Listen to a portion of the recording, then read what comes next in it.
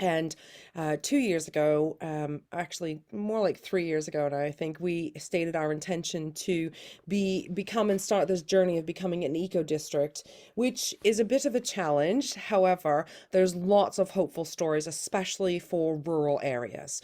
Now, some of the things that we may have heard, or at least in my area, and this is no slight to anyone, we may have heard, well, what does it matter about environment and care of creation because our chapel's not going to be here in 5 years? Well, we decided to kind of shift the focus, and using language to help shift that focus. We know that our thought informs language and our language informs thought. So part of what I'm hoping to bring to the conversation is to shift this into a theological response, to have care for creation as part of our faith in action on a day-to-day level.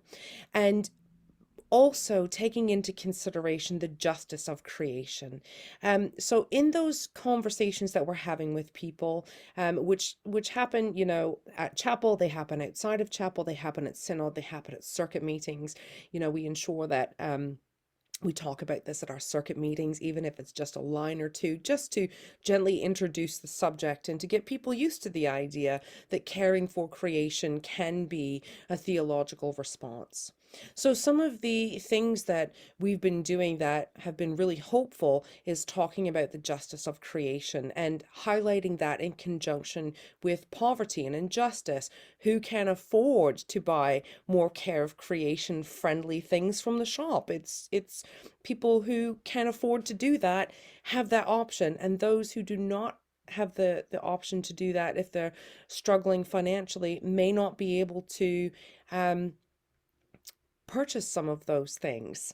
And also talking about how we can become involved by, contacting grocery shops or MPs and that sort of thing. But that's the structure of how we embrace that hope. But here's some hopeful stories in embracing this conversation as a theological response. Things like having our spiritual practice as conscious consumerism. When you're buying something in the shop, having a look at it and saying, where did this come from? Who made it? How far has it traveled?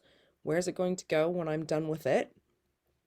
And having that conversation with yourself in about 3 seconds and being able to have a little reflection with yourself to ask these deeper questions has really been quite fruitful for a number of people.